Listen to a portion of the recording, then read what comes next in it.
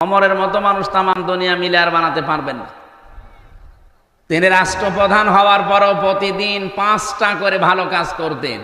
5টা ভালো কাজ মানে প্রতি রাত্রে তিনি 5 বার করে সুবহানাল্লাহ পড়তেন, আর 2 রাকাত করে নামাজ পড়তেন, আর 1 খতম করে কোরআন শরীফ পড়ে দিলেই হয়ে গেল নাকি?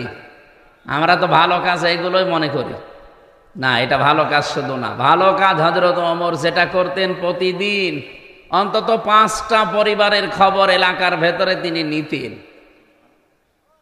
যে রাতেই একেবারে তার পুরা জীবন পড়ে আমি দেখেছি, যে রাতে একেবারেই কিছু হয়নি অন্তত 3টা ভালো কাজ তিনি করেছেন। সে কি কাজ?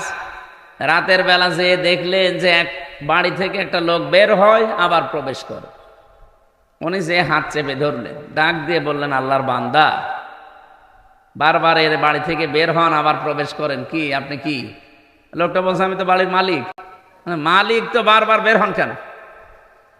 লোকটা বলছে, পথিক আপনি কে? আপনাকে তো চিনি না। আমার স্ত্রীর সন্তান সম্ভবা এমন একটা বিপদে আমি আছি, এরকম বিপদে জীবনে আমি পড়ি নাই, আর আমি এ বিষয়ে একেবারে অনভিজ্ঞ, কিচ্ছু জানি না যে ডেলিভারি কি করে করাতে হয়। স্ত্রী ব্যথার যন্ত্রণায় ছটফট করছে, বাধ্য হয়ে বারবার বাইরে আসি আবার ভেতরে যায়। হযরত ওমর সঙ্গে সঙ্গে বাড়িতে গেলেন, স্ত্রীকে ডাক দিয়ে বললেন, আব্দুল্লাহর মা, আল্লাহ জান্নাত বিক্রি করছে, যদি কিনতে চাও আমার সাথে দৌড়াও। উনি আমার মতো হামজা না, সাধারণ মানুষ না, দেশের প্রেসিডেন্ট, 12.5 লক্ষ বর্গ মাইল এলাকার প্রেসিডেন্ট। এ বিশাল এলাকার দায়িত্বে থাকার পরে স্ত্রীকে বলছে, আল্লাহ জান্নাত বিক্রি করছে, যদি কিনতে চাও আমার সাথে দৌড়াও। বলেন তো, একটা বাংলাদেশের কোন মেম্বারও এই কাজ তার বউ দিয়ে করাবে? আপনি পেয়েছেন আজ পর্যন্ত? স্ত্রীকে বললেন, যদি সত্যি আমার সাথে দৌড়াতে চাও, কিছু তেল, আটা, তরি তরকারি একটা বস্তার ভেতরে নাও, কিছু তেনা নাও, ন্যাকড়া নাও, কাপড় নাও, এগুলো কাজে লাগবে। স্ত্রী বলে, জান্নাত কিনতে যাবেন, তেল নেব কেন, কাজে লাগবে। নিয়ে গেলেন। ওই রাতে ওই লোকটার বাড়ির ভেতরে প্রবেশ করালেন স্ত্রীকে। বাইরে দাঁড়িয়ে আছে, কিছুক্ষণ পরে আওয়াজ এলো, খলিফাতুল মুসলিমিন, আপনার বন্ধুকে সুসংবাদ দেন, তার একটা পুত্র সন্তান হয়েছে, ছেলেটাও ভালো আছে, মাও ভালো আছে। হযরত ওমর সঙ্গে সঙ্গে পড়লেন আলহামদুলিল্লাহ। পাশে যে লোক বাড়িওয়ালা, ও তো বলছে ইন্না লিল্লাহ। হযরত ওমর বলেন, আপনি ইন্না লিল্লাহ পড়েন, আপনার তো আরো খুশি হয়ে আলহামদুলিল্লাহ পড়ার কথা। লোকটা বলে, খলিফা, আমি আপনাকে চিনতে পারি না, রাতের বেলা মেহেরবানি করে আমারে মাফ করে দেন। বাড়ি থেকে কিছু টাকা নিয়ে এসে লোকটাকে খলিফার হাতে দিয়ে বলে, এই টাকাগুলো ওই যে রাতের বেলা যে নার্স নিয়ে এসেছিলেন, যে মহিলা নিয়ে এসেছিলেন, সেবিকা, ওই মহিলাকে দিয়ে দেবেন। হযরত ওমর বলে, ভাই, রাতের বেলা যে মহিলাকে নিয়ে এসেছি আপনার স্ত্রীর খেদমত করানোর জন্যে, ওটা পেশাদার নার্স না, ওটা সেবিকা না, ওটা ধাত্রী না, ওটা আমার নিজের স্ত্রী, ও টাকা দেওয়া লাগবে না। এই যে বললাম না, যে রাতে একেবারে ভালো কাজ করতেন না, তাও 3টা করতেন, তার ভেতরে এটা একটা। এটার নাম কি? ভালো কাজ। এইরকম ভালো কাজ বাংলাদেশে আছে। যুব কল্যাণ সংঘের উদ্যোগে মহাবিশ্ব এটা তাফসীরুল কোরআন মাহফিল আপনারা দিয়েছেন। যদিও এই সময় এখন তাফসীর মাহফিলের সময় আমাদের এই দেশে না, আমাদের দেশে ওই অক্টোবর, নভেম্বর, ডিসেম্বর, জানুয়ারি, ফেব্রুয়ারি এই মাসগুলোতেই বেশি হয়, শীতের সময়। বাকি সময়গুলো কখন বৃষ্টি কাদা লেগে যায় বলা যায় না। এগুলো বাইরের দেশগুলোতে আমার এখন আলোচনার বেশিরভাগ শিডিউল নেওয়া বাইরের দেশে, ওগুলোতে ওই ফাঁকা ময়দানে দেয় না, ওগুলো দেয় সব অডিটোরিয়াম। এই জন্য বৃষ্টি, ঝড়, কাদা হলে ওদের কোনো সমস্যা নেই। তারপরও সাহস করে এলাকার মানুষ যখন অন্তত দিয়েছে, আর পরিবেশটাও আজকে অলরেডি এখনো পর্যন্ত ভালো আছে নাকি? বৃষ্টি যেন ঘন্টাখানেক পরে হয়। আমরা কোরআনে কারিম থেকে কিছু গুরুত্বপূর্ণ কথা আজকে, আমি বলেছিলাম না আগস্টের 5 তারিখের আগে আর এই 10 মাস আমি আজকের আয়াত দিয়ে মিলাবো ইনশাআল্লাহ। আল্লাহ যেন সহজ সরল ভাষায় বোঝানোর তৌফিক দেয়। 3 বছর জেলখানার আমার যতটুকু ধারণা আছে মনে আছে, 3 বছরের ভেতরে প্রত্যেক দিন তাহাজ্জুদ আমি যতদিন পড়েছি আমার এই দোয়াটা ছিল প্রতিদিন নফল নামাজের সেজদায় গিয়ে, সে আল্লাহ বাইরে যদি কোনো দিন যেতে পারি, কোরআনের কথাগুলো সহজ সরল ভাষায় তোমার বান্দা বান্দীদের সামনে বলার সুযোগ করে দিও, যেন আমি বোঝার আগে তারা বুঝে ফেলে। হ্যাঁ, আমার কথা পাগলেও বুঝে ফেলে। আপনারা বুঝবেন ইনশাআল্লাহ, আশা করছি। আল্লাহ রাব্বুল আলামিন জানিয়েছেন, ইন্না ইদ্দাতাশ শুহুরি ইনদাল্লাহি 12 শাহরান ফি কিতাবিল্লাহ ইয়াওমা খালাকাস সামাওয়াতি ওয়াল আরদা মিনহা আরবাআতুন হুরুম ইলা আখিরি আয়াত। সূরা তাওবার 36 নম্বর আয়াতে এসেছে, অবশ্যই গণনার দিক থেকে আল্লাহর নিকটে মাসের সংখ্যা 12টা। আসমান আর জমিন আল্লাহ যেই দিন তৈরি করেন ওই দিন 12টা মাসের নাম তার কিতাবে তিনি লিপিবদ্ধ করেছিলেন। কয় মাস? জানুয়ারি, ফেব্রুয়ারি, মার্চ, এপ্রিল, না বৈশাখ, জ্যৈষ্ঠ, আষাঢ়, কি মহররম, সফর, এই 12টা মাসের 4টা মাস আল্লাহর কাছে একেবারেই পবিত্র। আল্লাহ নিজে বলেন সম্মানিত। তার ভেতরে মহররম, রজব, জিলকদ, জিলহজ। ওই জামানায় আমি দেখেছি তাফসিরের ভেতরে কাফেররা পর্যন্ত এই 4টা মাসকে তারা সম্মান দিত। ওদের তো গোষ্ঠীগত দ্বন্দ্ব চলতো সারা বছর, কিন্তু এই 4 মাস আসলে তারা বলতো না এটা সম্মানিত মাস, এই জিলহজ মাস, এটা সম্মান দেওয়া লাগবে। সুতরাং মারামারি, গন্ডগোল, কেস কাম, মামলা মকদ্দমা যা আছে আপনার সাথে এই 4 মাস আর হবে না। এ মাস চলে যাক, আপনাকে আবার আমি দেখে নেব। আপনি বলেন তারা কাফের, তারপরও আল্লাহর এই মাসকে তারা সম্মান দিয়েছে এইভাবে। এ মাস আসলেই তারা মারামারি, গন্ডগোল, মনোমালিন্য সব বন্ধ করে দিত।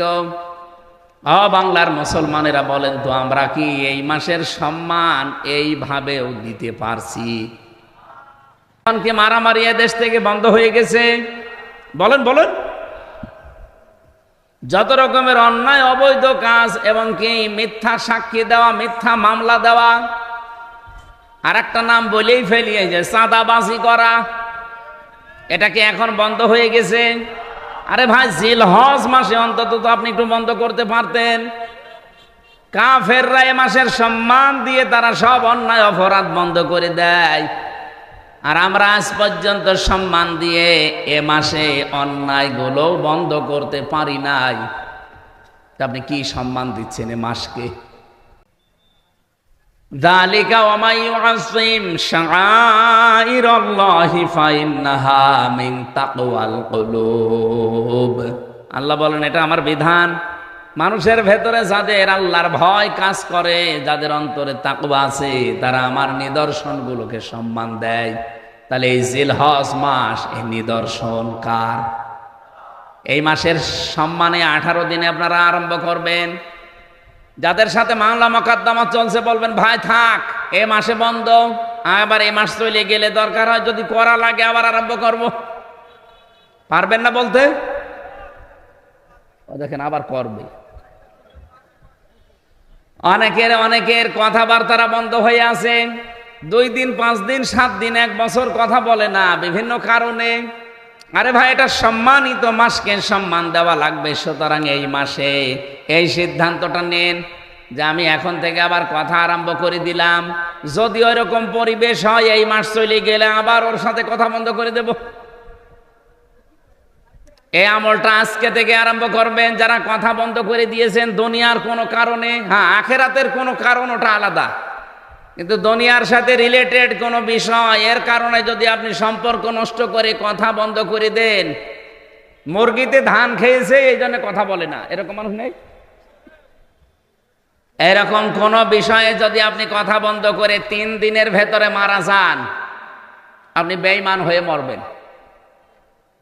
3 দিন কথা না, 10 দিন, 15 দিন, 1 মাস কথা বন্ধ হয়ে আছে, এরকম মানুষ এখানে বসে আছে। কথা বলেন না কেন? এরকম মানুষ একজন হাত তোলেন তো। 3 দিনের বেশি কথা বন্ধ হয়ে আছে অন্যের সাথে, হাত তোলেন তো। আপনার কি কি আপনার কি সমস্যা কি? এদিকে তাকান।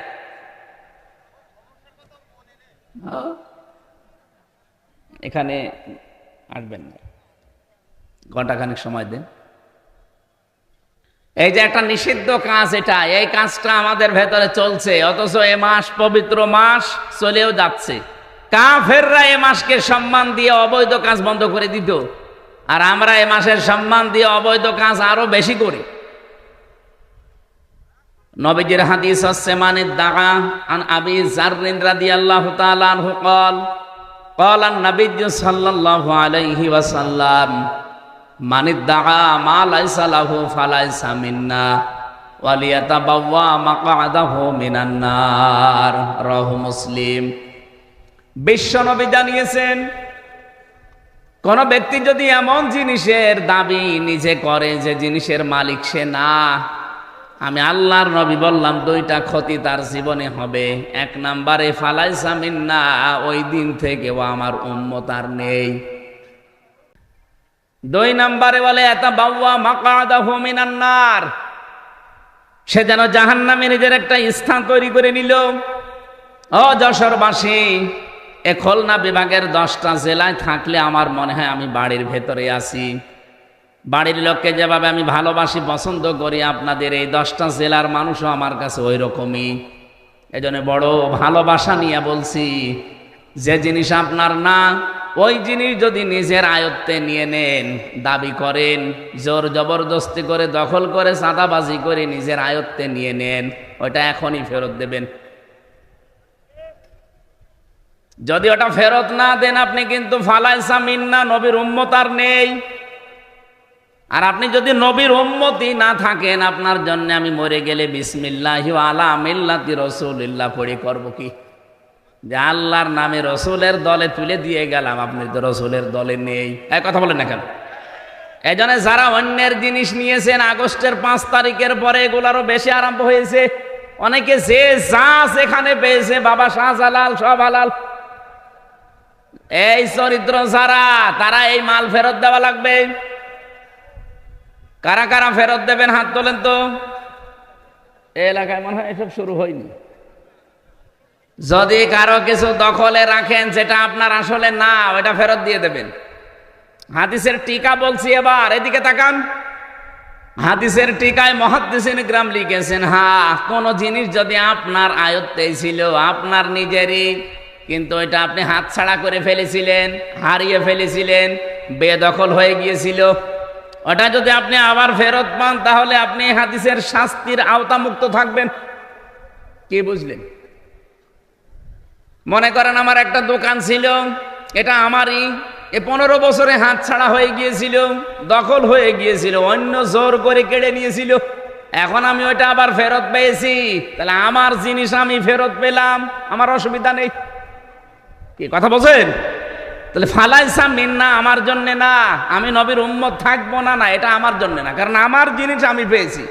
কিন্তু যেটা আমার না, ওইটা যদি আমি জবরদস্তি করে দখল করে নেই, তাহলে আমি কিন্তু আর নবীর উম্মত নেই। এক কথা বলেন।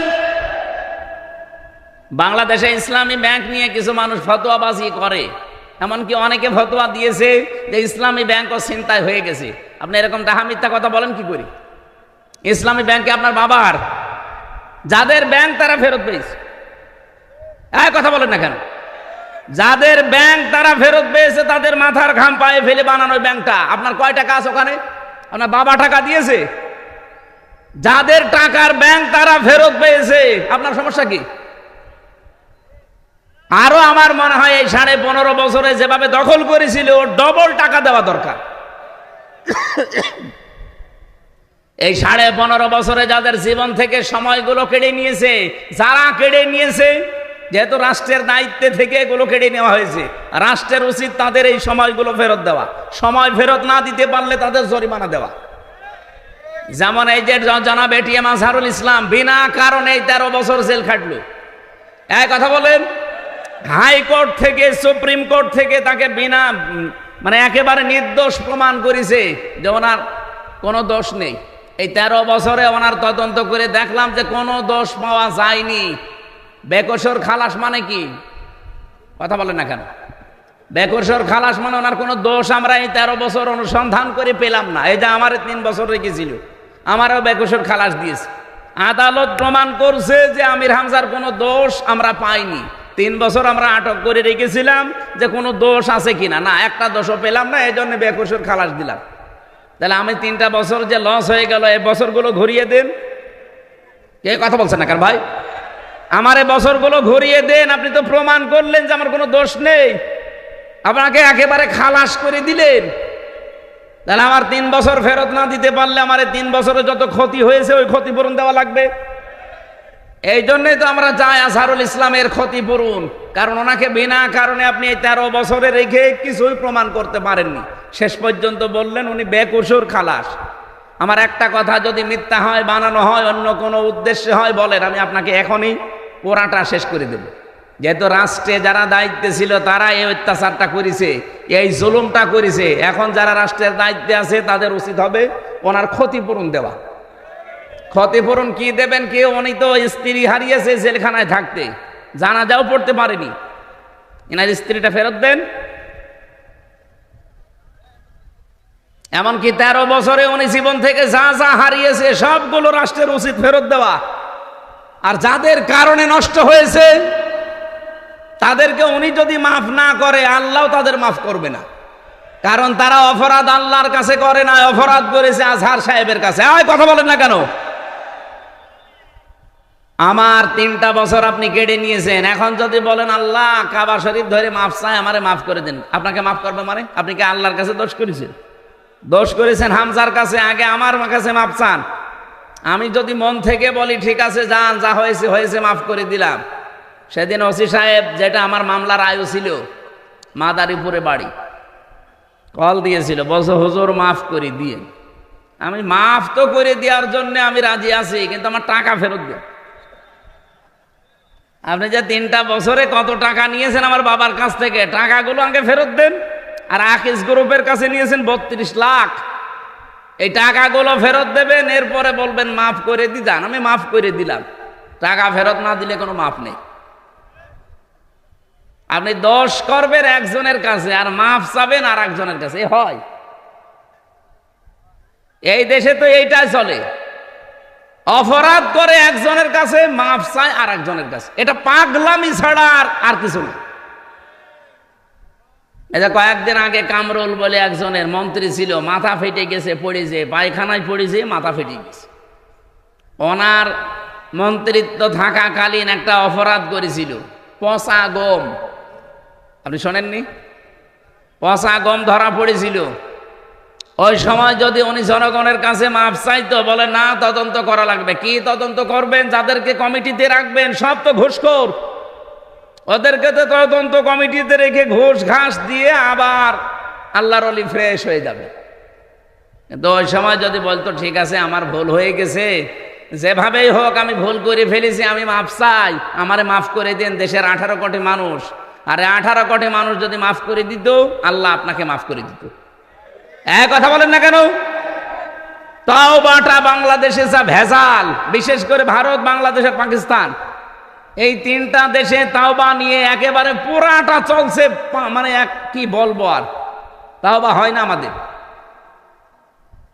তাওবা আর ইস্তেগফার এক জিনিস না। সব সময় আপনি ইস্তেগফার করতে পারেন, আস্তাগফিরুল্লাহ আস্তাগফিরুল্লাহ আস্তাগফিরুল্লাহ পড়েন, কিন্তু তাওবা এটা কিন্তু মারাত্মক জিনিস। নবীজি বলেন কোন মানুষ যদি তাওবা করে, নবীজি বলেন 1 নম্বরে কোন মানুষ যদি তাওবা করতে চায়, সে যেন বলে আমি অপরাধী। আমি কি বলেন বলেন? এখন এই অপরাধী বলবেন কার কাছে? না না, এই তো ভেজাল এই জায়গায়। তো কিছু হলেই কাবা শরীফে চলে যাচ্ছে, গিলাপ ধরে কান্নাকাটি করছে। অপরাধী যারা, তারা অপরাধ স্বীকার করবে, তার কাছে অপরাধ করেছে যার কাছে। আরো আসতে বলেন। এই 15.5 বছরে যারা দায়িত্বে ছিল তারা অপরাধ করেছে না করেনি? আপনার কাছে যদি নাও করে আমার কাছে করেছে, কারণ আমার এখন 33 বছর বয়স। 18 বছর থেকে আমি ভোট দিতে যদি আরম্ভ করতাম 3 বার ভোট দিতে পারতাম। 18 থেকে 33 কত হয়? 15 বছরে 3 বার ভোট হয়। আমি 3 বার ভোট দিতে পারতাম, একবারও পারি নাই। তা আমার এই অধিকারটা যে আপনি নষ্ট করলেন, আমার হক যে আপনি মেরে খেলেন, আর এখন যদি আপনি বলেন আল্লাহ আমারে মাফ করে দেন, আপনার মাফ হবে কি করে? আপনি তো আর আল্লাহর কাছে দোষ করেননি, আপনি ভোট মেরেছেন হামজার। বলেন, ভেতরে থাকাকালীন একটা ওসি ছিল আমার সাথে, 8 বছর তার জেল। উনি একদিন আমার কাছে এসে বলছে, হুজুর আমি একটা তাওবা করেছি, দেখেন তো আমার তওবা হয়েছে কিনা। কি তওবা? যে নির্বাচন গেল, রাত 12টার পর থেকে আমার দল লোকজন নিয়ে আমি ভোট কাটা আরম্ভ করলাম। বাক্সগুলো ভর্তি করে জায়গা মতো পাঠিয়ে দিলাম। ফজরের আজান হওয়ার পরে আমরা সবাই ওযু করলাম, গোসল করলাম, পাক পবিত্র হয়ে 2 রাকাত তাওবার নামাজ পড়লাম। এরপরে বললাম আস্তাগফিরুল্লাহ, আমার এই তাওবা হয়েছে না। এটা ইয়ার কি হয়েছে? কারণ আপনি তাওবা করছেন আল্লাহর কাছে, আপনাকে দোষ আল্লাহর কাছে করেছেন। আল্লাহ ভোট দেবে? যাদের ভোটগুলো কেটে কেটে বাক্স ভর্তি করে পাঠিয়ে দিলেন, এই মানুষগুলোর কাছে আগে মাফ চাওয়া লাগবে। কারণ অপরাধ যার কাছে স্বীকার করবেন। আপনার জন্য একটা দুঃখের সংবাদ আছে, কারণ আপনার 8 বছর জেল, কমপক্ষে 5 বছর আপনার জেল খাটা লাগবে। কারণ এই যে 9 মাসে বছর, তো 5.5 বছর আপনাকে জেল খাটার পরে যখন আপনি বাইরে যাবেন, যে দেখবেন বহু হামজা মরে গেছে। কি কথা বলেন না কেন? কত হামজাকে আপনি পাবেন না, কত হামজার বউকে পাবেন না, তারা অলরেডি মরে গেছে। আপনি তাদের কাছে মাফ চাবেন কি করে? বলেন, এই 15.5 বছরে কত মানুষ ভোট না দিয়ে তার এই অধিকার, এটা অধিকার না? এই অধিকারটা আপনি না দেখাতে পেরে মরে গেলেন। যারা এই অবৈধভাবে ক্ষমতায় ছিলেন, এটা তো অবৈধভাবেই থাকা, কারণ আমি নিজে বলছি আমারটা আপনি নেননি, আপনি অবৈধ। আরে অবৈধভাবে থাকার কারণে আপনি অবৈধ সুখ পেয়েছেন না পাননি? একটা এমপির আন্ডারে যত কিছু বাজেট হয়, আমি যতটুকু লেখাপড়া করছি বাংলাদেশ সম্পর্কে আমি যা দেখছি, এগুলো যদি সঠিকভাবে ব্যয় করা হয় একেবারে বন্যার পানির মতো জোয়ারে ভেসে যাবে। কিন্তু শয়তানরা তো ব্যয় করে না। 25-26টা হাত বদল হতে হতে যদি 3 কোটি টাকা বাজেট হয়, 300 টাকার কাজ হয়, বাকিগুলো সব আল্লাহর ওলিরা খেয়ে ফেলে। কয়েকদিন আগে আমি মালয়েশিয়া ছিলাম। ওখানে যেই দেশে যাই, মালয়েশিয়া, সিঙ্গাপুর, থাইল্যান্ড, ইন্দোনেশিয়া, এই যে বাহরাইন, সবগুলো দেশে আমি ঘুরলাম। ওরা মাহফিলে নিয়ে যায়। যে দেশে যায় আগে আমার দলে হোটেলে ওই তো প্রায় 20 তলা, 30 তলা, 40 তলা হোটেল।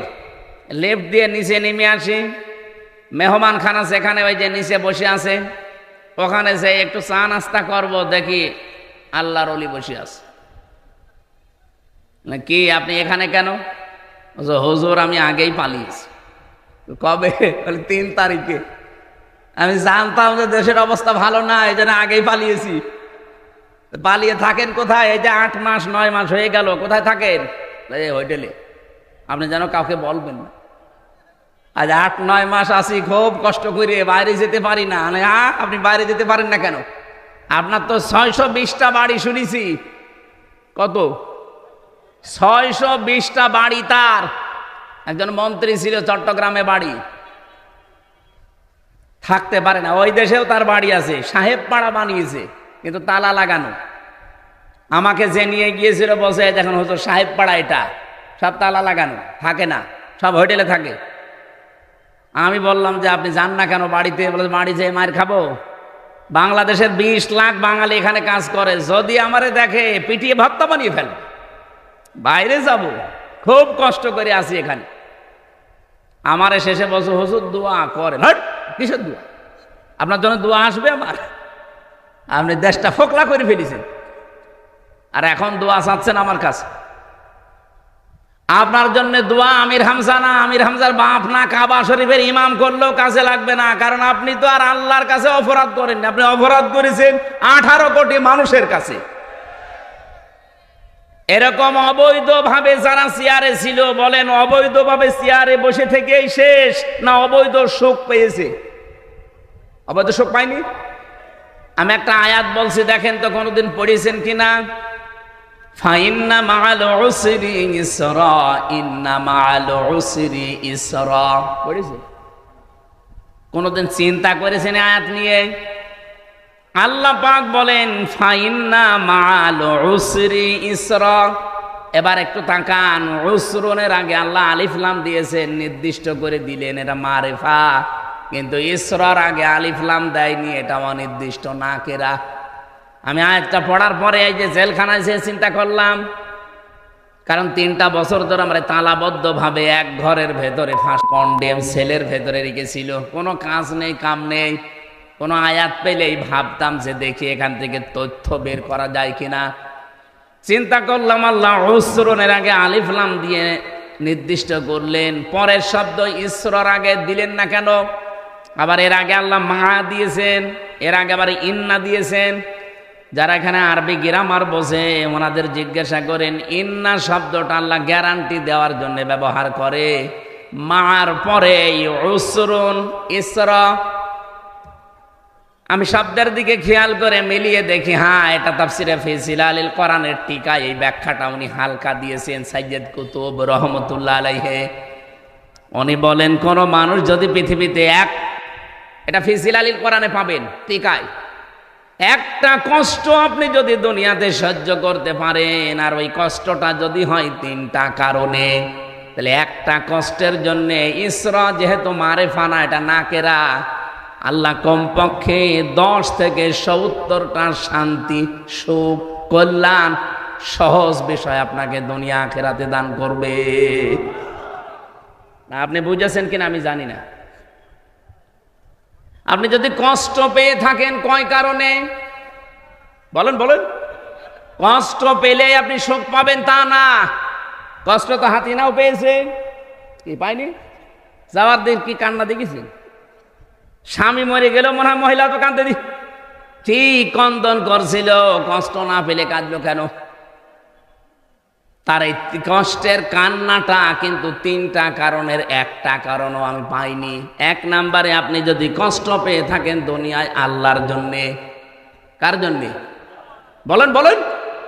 2 নম্বরে রাসূলুল্লাহর জন্যে, 3 নম্বরে মানবতার জন্যে।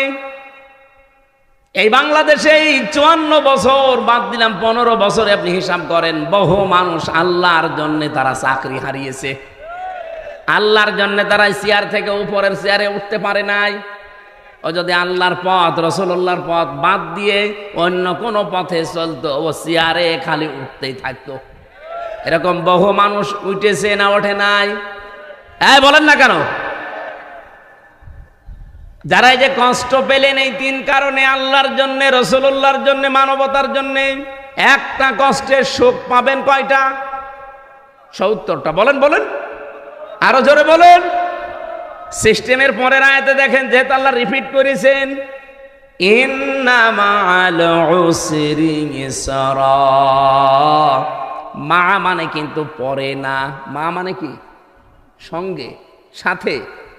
আল্লাহ বলেন কোন মানুষ যদি একটা কষ্ট দুনিয়ায় সহ্য করে, কমপক্ষে তার সাথে সঙ্গে 70টা সুখ, শান্তি, কল্যাণ, স্বস্তি, নিরাপত্তা আমার আল্লাহ রেডি করে রেখেছেন। বলেন সুবহানাল্লাহ। এবার আমি আরেকটা ব্যাখ্যা বলছি, একটু তাকান।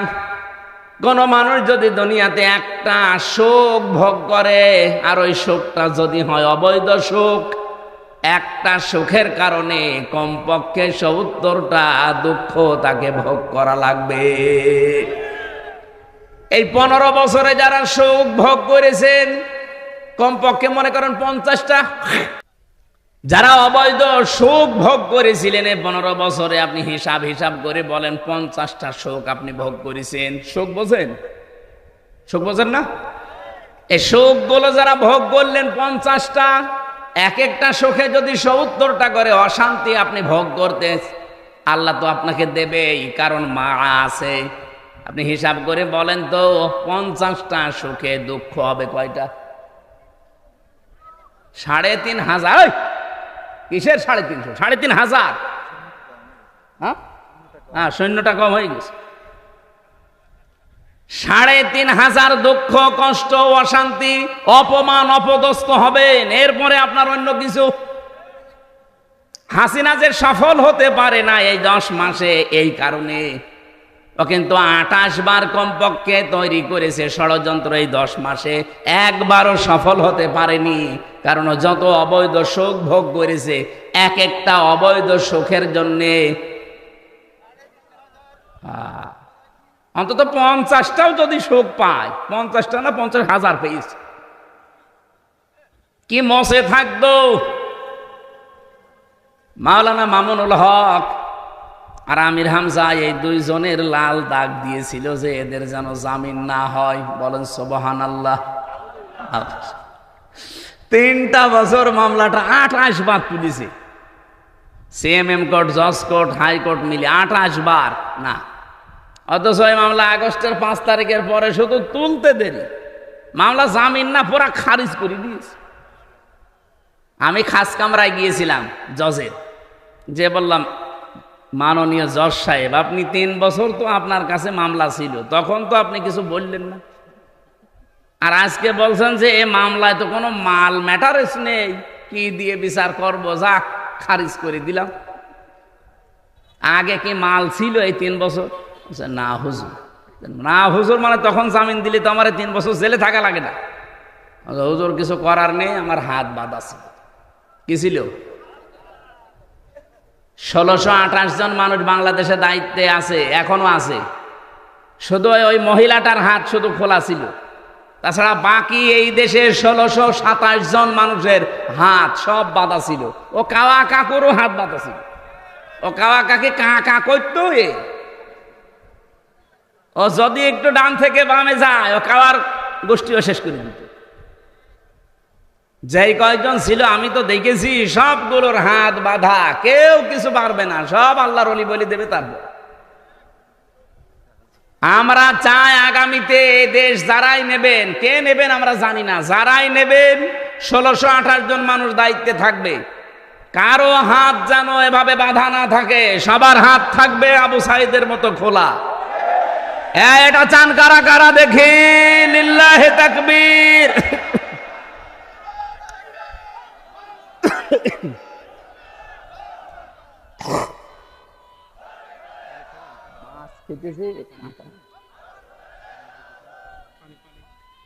পানি না, মানে মাছ খেতেছে কাঁটা বিধি, এই জন্য ঝামেলা হচ্ছে।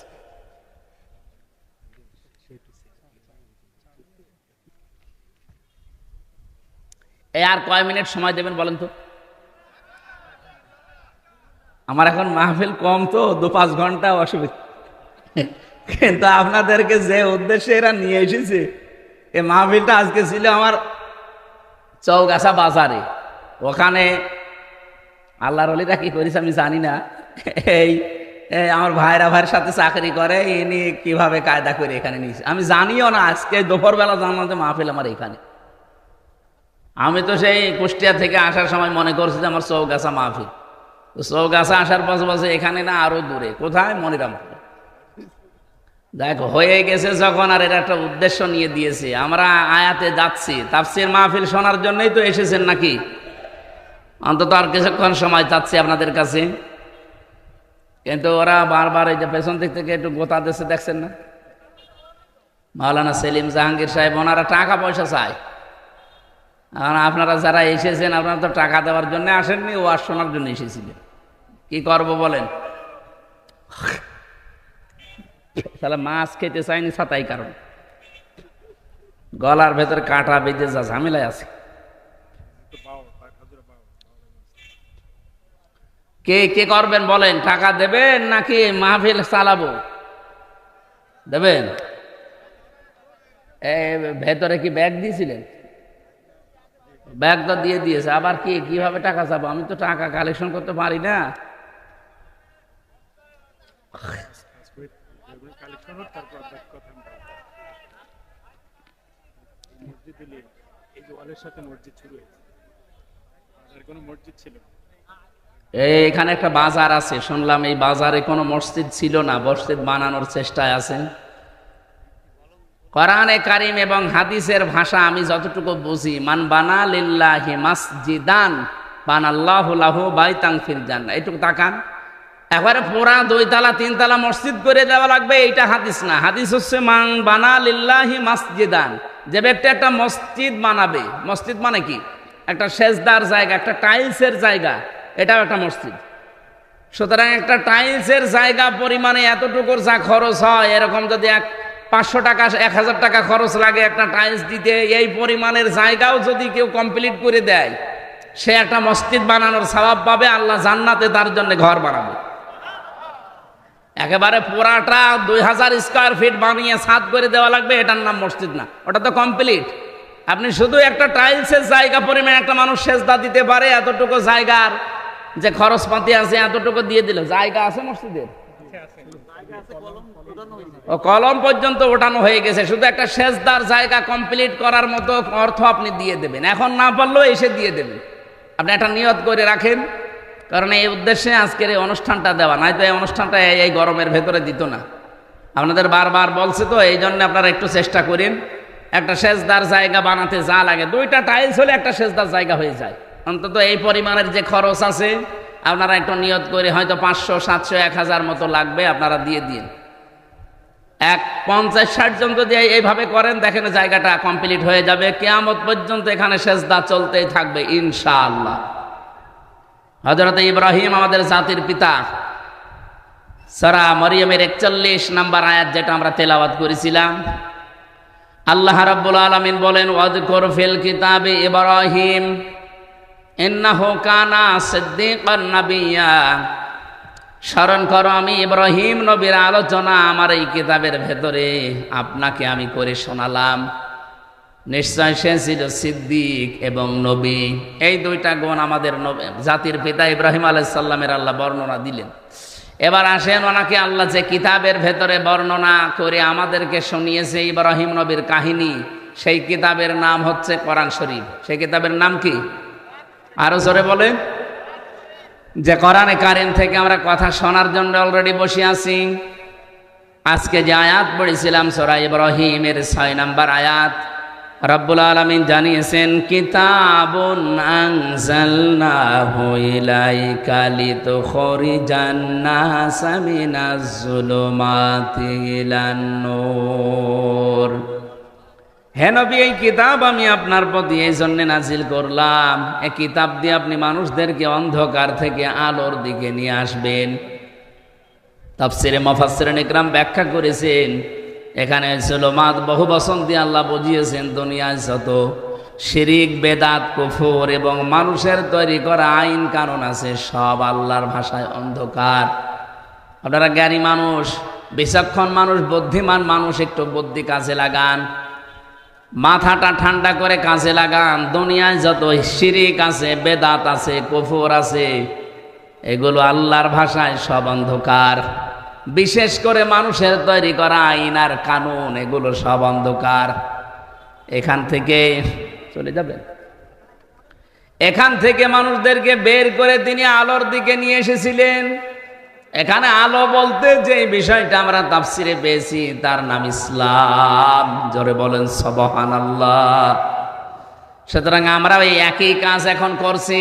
আল্লাহর কসম, আমরা এই দেশে যারা একামতে দিনের দায়িত্ব মন থেকে পালন করি, আর এই কাজে যারা জড়িত আছি, তারাও মানুষদেরকে অন্ধকার থেকে বের করে আলোর দিকে, ইসলামের দিকে আমরা আনতে চাই। আপনি যাই মনে করেন না কেন, যদি মনে করেন না এটা ওদের দুনিয়ার কাজ, এটা রাজনীতি, এটা ধর্ম, ব্যবসা, যা মনে করেন, আমার অসুবিধা নেই। আমি কোরআন থেকে যেটা পেয়েছি, মানুষের তৈরি করা আইন কানুন এগুলো সব অন্ধকার। শিরিক এটা অন্ধকার, বেদাত এটা অন্ধকার, কুফরি এটা অন্ধকার, জুলুম এটা অন্ধকার। এখান থেকে মানুষদেরকে বের করে আমরা আলোর দিকে, ইসলামের দিকে নিয়ে আসতে চাই, শান্তির ধর্ম যেটা। অমাইয়াবতাগি গায়রাল ইসলামি দীনান ফালাই ইউকবালা মিন ওয়া ফিল আখিরাতি মিনাল খাসিরিন। আল্লাহ পাক বলেন, পৃথিবীতে কোনো মানুষ যদি ইসলাম বাদ দিয়ে অন্য কোনো ধর্ম, অন্য কোনো নিয়ম নীতি, অন্য কোনো দিন তালাশ করে, সে জীবনেও আল্লাহকে খুশি করতে পারবে না। এমনকি তার জীবনের কোনো ইবাদত বন্দেগী কবুল হচ্ছে না, হবে না।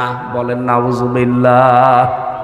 আশা করছি এই কথাটা আপনি অন্তরে গেঁথে বাড়ি নিয়ে যাবেন। ইসলাম বাদ দিয়ে কোনো নিয়ম নীতি মেনে আল্লাহ পর্যন্ত যাওয়া সম্ভব না, সে যে নিয়ম নীতি হোক। আল্লাহ পাক বলেন, আমার এই কিতাবের ভেতরে ইব্রাহিম নবীর কাহিনী তোমাদেরকে শোনালাম। এক নম্বরে তিনি সিদ্দিক ছিলেন। সিদ্দিক কাকে বলে? আমরা বাংলাদেশে অনেকেই মনে করি সিদ্দিক মানে যে সত্য কথা বলে সে সিদ্দিক। না, শুধু সত্য কথা বললেই মানুষ সিদ্দিক হয় না। শুধু সত্যবাদীদের সাথে থাকলেই সিদ্দিক হওয়া যায় না। সিদ্দিক হচ্ছে সত্যকে সত্য জানার পর যারা দ্বিধাহীন চিত্তে সব কিছুকে পেছনে ফেলে যারা মেনে নিতে পারে, এরাই আল্লাহর কাছে সিদ্দিক। আর সত্যকে সত্য জানার পরে অনেকে দুনিয়ার ফেরে বেপড়ে মানতে চায় না। সত্যকে সত্য জানার পরে অনেকে বিভিন্ন প্রভাব প্রতিপত্তি, বিভিন্ন কারণে তারা সত্যকে গ্রহণ করতে চান না। আপনার বিবেকে কি বলে আসলে সত্য কোনটা আপনি কিন্তু বুঝে ফেলেছেন, আপনি জানেনও। এরপরও বিভিন্ন পিছুটানের কারণে যারা মানতে চান না, গ্রহণ করতে চান না, আপনি যতই সত্য কথা বলেন সিদ্দিক হতে পারবেন না।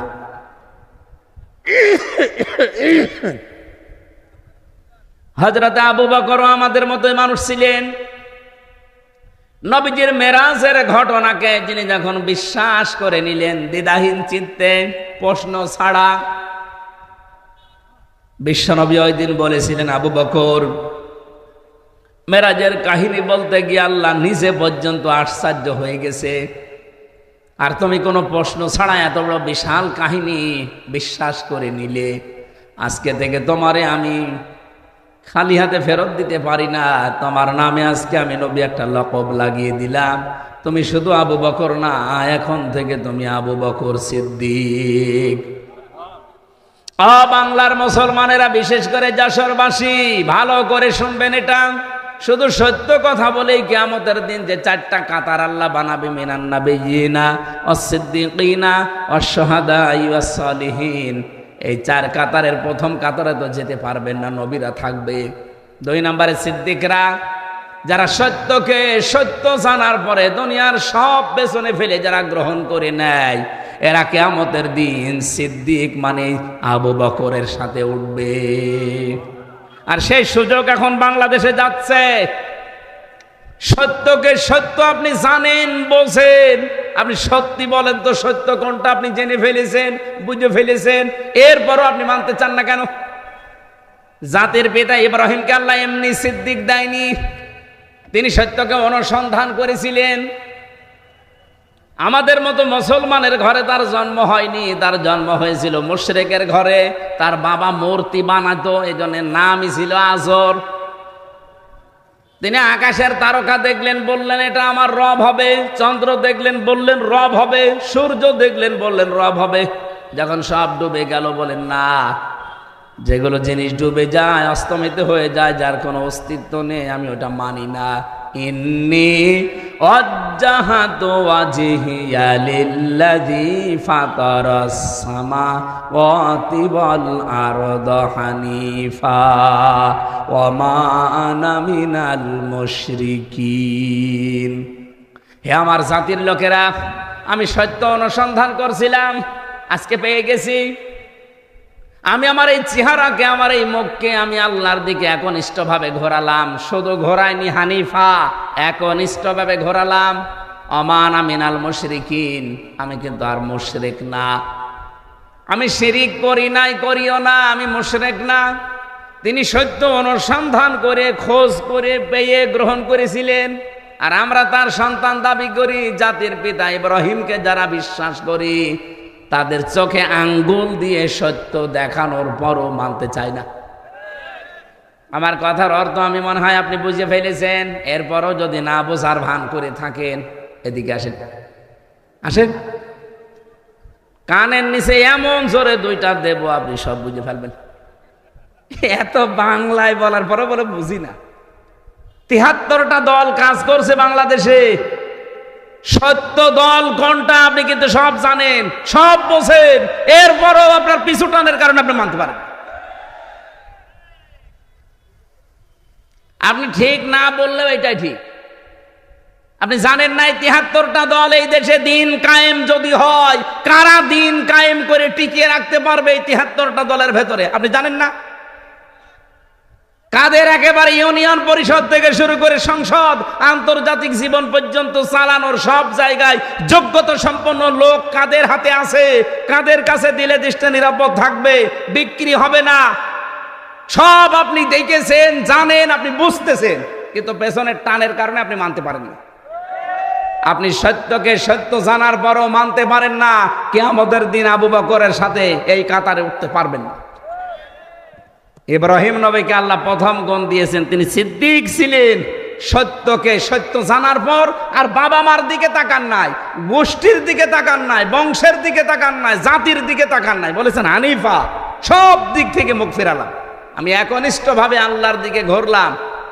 আর সেই সময় এসেছে বাংলাদেশে ইব্রাহিমের সন্তান যারা দাবি করেন, সত্যকে সত্য জানার পরে গ্রহণ করতে গেলে অনেক কিছু আপনার ছাড়া লাগতে পারে। আপনার বংশের লোক বেজার হতে পারে, দলের লোক হয়তো বেজার হতে পারে, এই কথা বলেন না কেন? কিন্তু সব কিছু ছেড়ে ইব্রাহিম নবীর মতো হানিফা প্রতিদিন এই দোয়াটা জায়নামাজে বসে বসে পড়ে, ইন্নী ওয়াজ্জাহাতু, কি জায়নামাজের দোয়া? এটা আল্লাহু আকবার বলার পরে এটা বলার নিয়ম। আর আমরা এই আল্লাহু আকবার বলার আগে ইন্নী ওয়াজ্জাহাতু ওয়াজহিয়া লিল্লাযী পড়ে নিয়ে তারপরে নাওয়াইতু আন উসাল্লি আল্লাহু আকবার। কেন?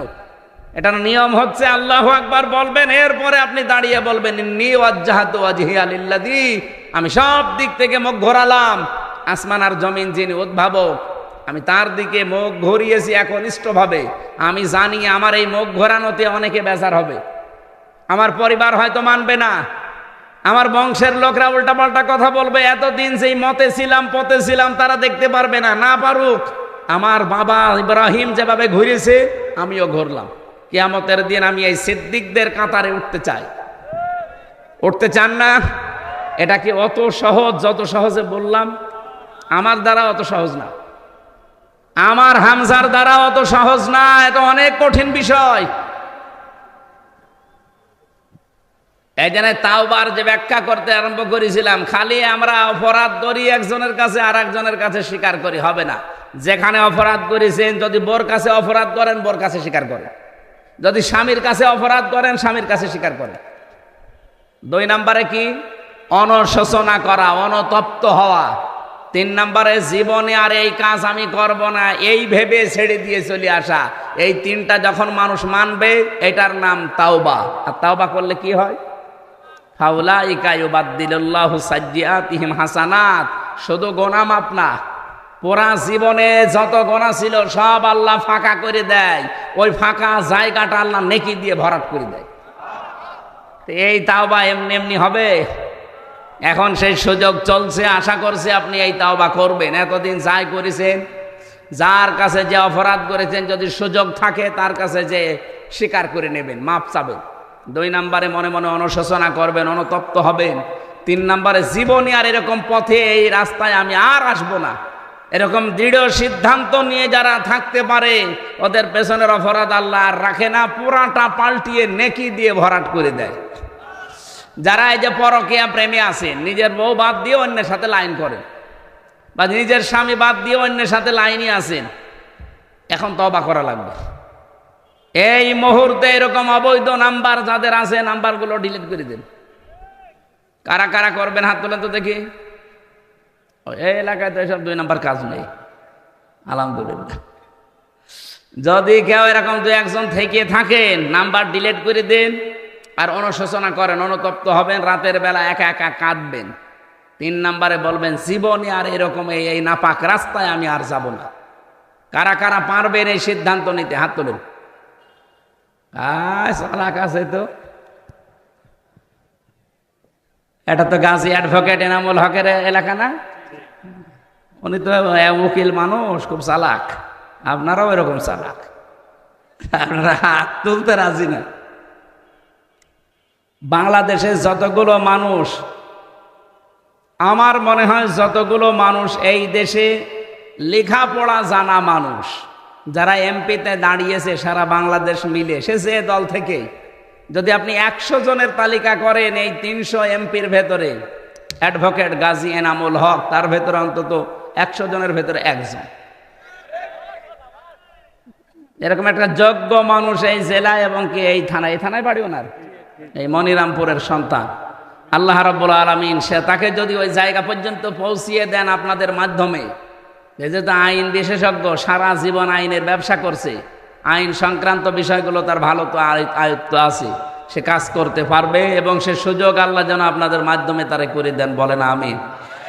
সম্মানিত ভাইরা, আমরা 2 নাম্বার গুণ পেয়েছিলাম নবী ইব্রাহিমের। তিনি শুধু সিদ্দিক ছিলেন না, তিনি নবী ছিলেন। কি ছিলেন? নবী মানে কি? নবী শব্দটা নাবা থেকে এসেছে। নাবা শব্দের বাংলা অর্থ হচ্ছে সংবাদ। এই যে সংবাদ পড়ে না, সংবাদ আপনি ইংরেজিতে লেখেন তো দেখেন কি হয়, নিউজ। কি হয়? NEWS। আমার মনে হচ্ছে এই শব্দটা আমি একটু মিলিয়ে দেখেছি, এই নিউজের ভেতরে তামাম দুনিয়া আল্লাহ সবের ভেতরে ঢুকিয়েছেন।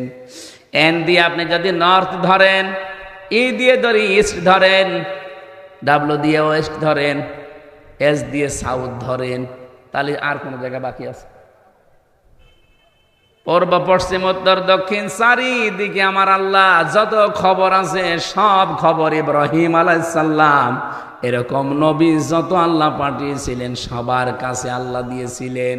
ওয়াকাযালিকা নুরি ইব্রাহিমা মালাকুতাস সামাওয়াতি ওয়াল আরদ ওয়ালিয়াকুনা মিনাল মুকিনিন।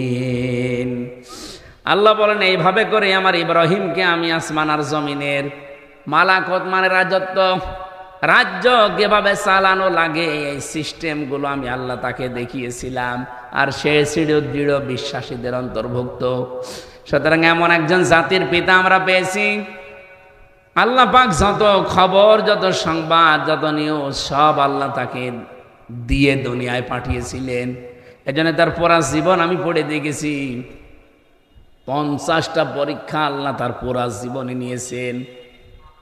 তার ঈমান সম্পর্কে পরীক্ষা পেয়েছি পুরা কোরআনে আমি 10টা, আমল সম্পর্কে পেয়েছি 30টা, আর পুরা শরীরের এই 3.5 হাত বডির ভেতরে পেয়েছি 10টা। এই 50টা পরীক্ষা পুরা কোরআনের ভেতরে আল্লাহ দিয়েছেন। জাতির পিতা আমাদের, যিনি কোনোদিন একটা পরীক্ষায়ও ফেল করেননি।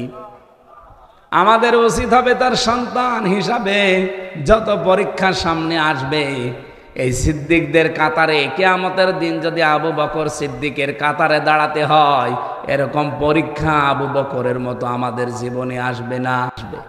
কারণ সংবাদ তো আমরা পাচ্ছি। হযরত ইব্রাহিম জাতির পিতা হিসাবে তিনি সংবাদ এনেছিলেন, ওই সংবাদগুলোকেই প্রতিষ্ঠিত করেছিল, কায়েম করেছিল তার সন্তান মুহাম্মাদুর রাসূলুল্লাহ। তিনি সবচাইতে বড় নবী। ওনারাও নবী ছিলেন, কিন্তু সবচাইতে বড় নবী ছিলেন আমাদের নবী মুহাম্মাদুর রাসূলুল্লাহ। আমাদের উচিত হবে তার আদর্শকে ব্যক্তি থেকে শুরু করে আন্তর্জাতিক জীবন পর্যন্ত যেখানে যেভাবে তিনি চলেছেন, ওইভাবে করে ওই যে 23 বছর 40 থেকে 63 এক সেকেন্ডও যেন আমরা বাদ না দেই, পুরাটা জীবন আমাদের এই দেশে যেন আমরা কায়েম করতে পারি, বলেন আমিন। ওয়ালাকাদ আরসালনা মূসা বিআয়াতিনা নাখরিজ কওমাকা মিনাজ যুলুমাতি ইলান নূর। আমি পাঠিয়েছিলাম মূসাকে আমার আয়াত দিয়ে, সে মানুষদেরকে বের করেছিল অন্ধকার থেকে আলোর দিকে।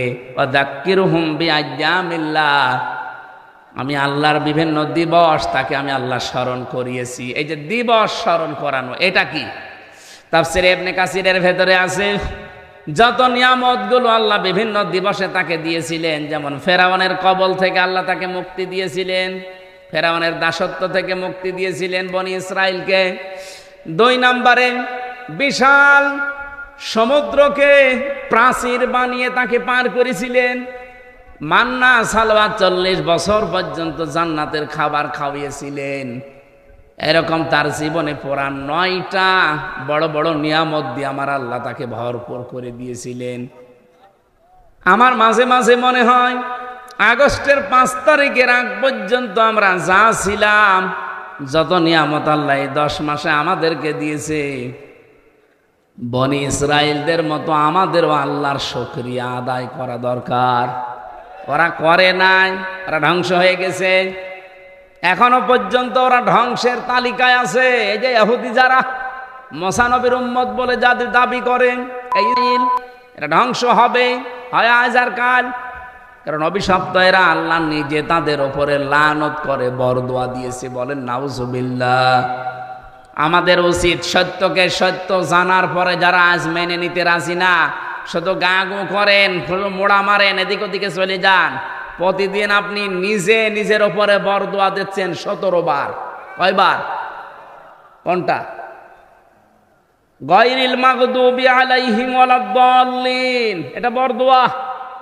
প্রতিদিন আপনি বরদোয়া দিচ্ছেন রব্বুল আলামিন তাদের পথে আমাদেরকে চালাবে না, যারা মাগদুব, যারা দল্লিন, যারা গজব প্রাপ্ত এবং পথভ্রষ্ট।